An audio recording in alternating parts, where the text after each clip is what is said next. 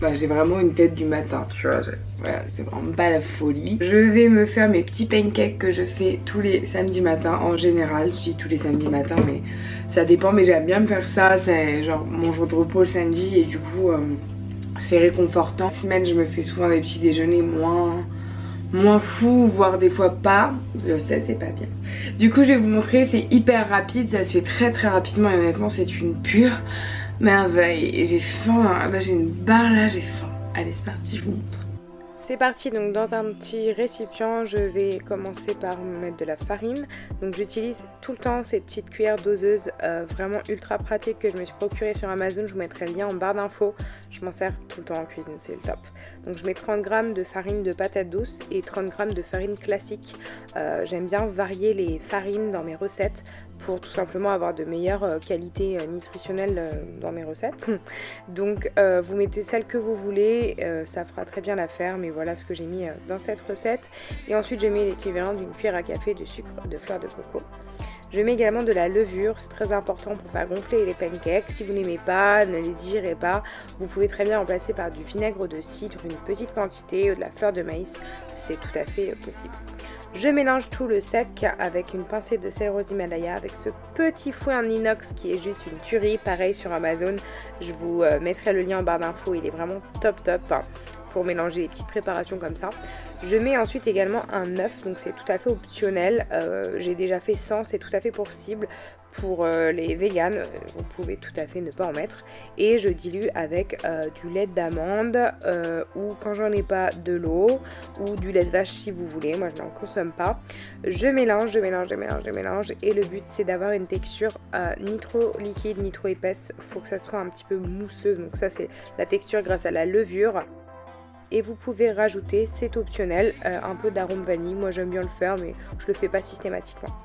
Dès que les pancakes commencent à buller et à faire une petite collerette un peu sur le côté, comme ceci, vous pouvez les retourner. Ça prend franchement même pas 2 minutes à cuire, c'est ultra rapide. Et j'ai beurré, j'ai mis un petit peu de l'huile de noix de coco sur ma poêle avant. Pour faire ma montagne de pancakes, j'alterne avec une couche de beurre de cacahuète, de compoté de fruits rouges que j'ai fait décongeler. Donc là, c'est des framboises et des myrtilles. J'adore ça. Je mets pas du beurre de cacahuète sur tous les étages, hein, ça serait très copieux. Mais j'essaie de faire un étage sur deux où je mets du beurre de cacahuète. Vous pouvez mettre ce que vous voulez. Et j'aime bien arroser avec soit du beurre d'amande, soit du sirop d'érable. Là, en l'occurrence, c'était du beurre d'amande. Et c'est ultra gourmand. Honnêtement, je me suis régalée. Je vous conseille de tester.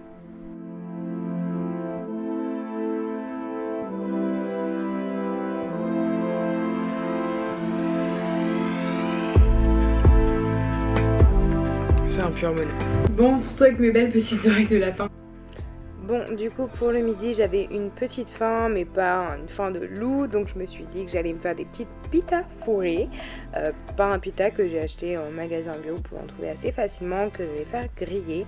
Donc pour les garnir, j'ai pris des légumes de saison, donc des pousses d'épinards d'Italie, des endives, un peu de feta, des tomates séchées, je me suis dit que ça pourrait être sympa, de la coriandre qui vient de mon petit jardin maison que je fais planter mes herbes aromatiques.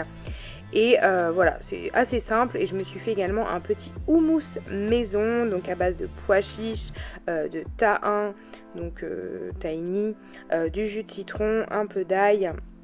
Et voilà, j'ai mixé le tout et c'est très très facile. Par contre, je vous conseille vivement d'enlever les petites peaux des pois chiches avant de le faire. C'est une étape un petit peu chiante et longue, mais honnêtement, c'est vraiment plus digeste et beaucoup plus agréable en bouche. Petite astuce, vous mettez tout dans un grand bol d'eau froide et vous les frottez avec la main et vous allez voir, les petites peaux vont revenir à la surface. Et avec une petite épuisette, moi je prends avec un chinois, et ben j'enlève tout, c'est plus facile.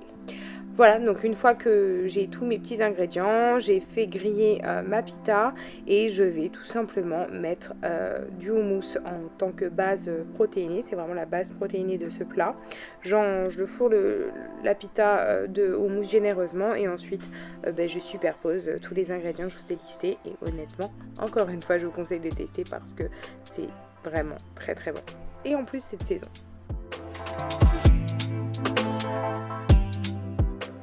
Petite recette du soir, je vais faire pour la première fois, honnêtement j'en ai jamais cuisiné, une recette avec des choux de Bruxelles que j'ai acheté ce matin. Donc du coup je vais les laver, les éplucher, j'ai vu à peu près comment les cuire et je vais tenter une petite recette avec de la moutarde et un petit peu de crème fraîche. On va voir ce que ça donne, donc je vous montre tout de suite la recette. Donc pour commencer, je coupe le petit cucu des choux de Bruxelles et j'enlève les premières feuilles un petit peu moches. Et une fois que j'ai fait ça, je vais tout simplement les rincer dans une passoire pour enlever toutes les petites saletés qu'il peut y avoir dessus. Ensuite je vais couper un oignon puisque j'ai envie de faire revenir des oignons dans cette petite poêlée improvisation.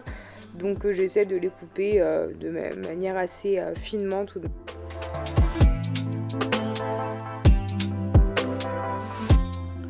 J'en profite également, franchement cette recette elle a été imaginée au fur et à mesure de l'instant où je cuisinais pour couper une patate douce, voilà.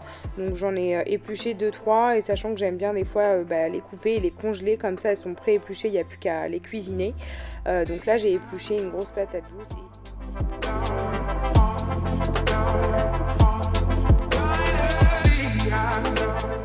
Bon, en cuisinant il faut kiffer la vie, il faut prendre du plaisir, il faut chanter, il faut écouter la musique, il faut, je sais pas.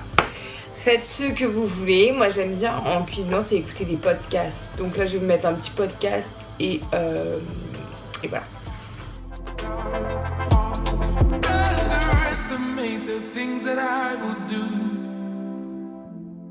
J'ai donc coupé ma patate douce en frites pour en faire donc des frites de patate douce.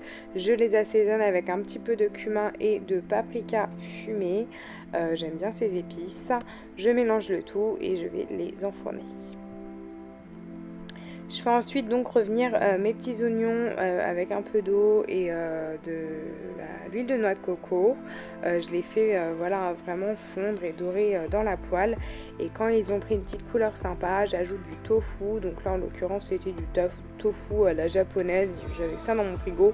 Mais vous pouvez mettre du poulet, enfin vraiment ce que vous voulez. Je fais sauter tout ça à la poêle tranquillement pendant que mes frites sont en train de cuire. J'ai fait cuire également donc les choux de Bruxelles dans de l'eau bouillante avec un petit peu de sel pendant quelques minutes, le temps qu'en fait ils soient tendres.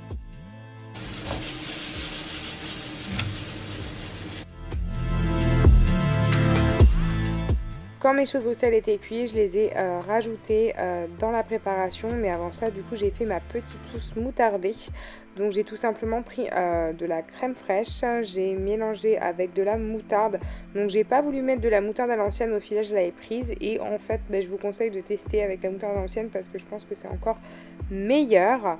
Je mets du sel, je mets du poivre et tout simplement je mélange. Et donc je vais arroser ma poêlée de choux de Bruxelles, mes petits oignons, mon tofu avec cette petite sauce pour voilà enrober tous ces aliments.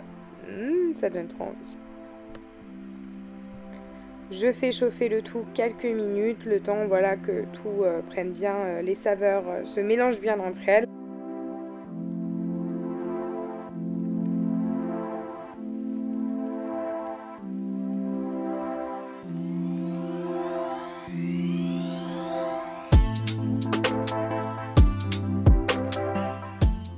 Pour servir, voilà, j'ai mis la poêlée avec mes petites frites de patates douces qui sortent tout droit du four. Je me suis fait une petite sauce avec du yaourt à la grecque que j'ai citronné et salé juste pour avoir un petit côté de fraîcheur dans cette assiette et pour ne pas mettre de sauce ou autre.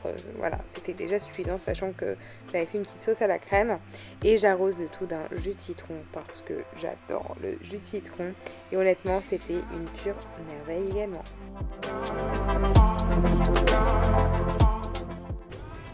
Hello tout le monde, je vous retrouve encore une fois dans ma cuisine. Je pense que de toute façon je vais vous retrouver là absolument tout le temps. J'ai toujours ce pull, alors vous en faites pas, c'est juste que c'est mon pull que je garde pour traîner chez moi parce qu'il fait très froid en ce moment. Donc là je suis en mode je viens de me lever. Je voulais vous faire un petit débrief rapide sur le plat que j'ai fait hier, donc avec les choux de Bruxelles. C'était honnêtement la première fois que j'en cuisinais et ça faisait, enfin, franchement, Je ne sais même pas si j'ai déjà goûté ça, sûrement petite mais adulte, enfin aucun souvenir d'avoir goûté ça. Mon copain c'est pareil et franchement c'était très très bon, c'est tendre, c'était bon. Après on sentait pas trop le côté crème moutardée, le but aussi c'était pas trop d'avoir de crème, je voulais pas que ce soit trop gras, trop riche. Mais ça faisait une légère enveloppe, j'aurais pu mettre un peu plus de moutarde et je pense que ça aurait été très bon avec de la moutarde à l'ancienne. Donc je vous le conseille, franchement c'était très bon. Petite idée que je valide, donc si vous avez envie de tester, je vous conseille.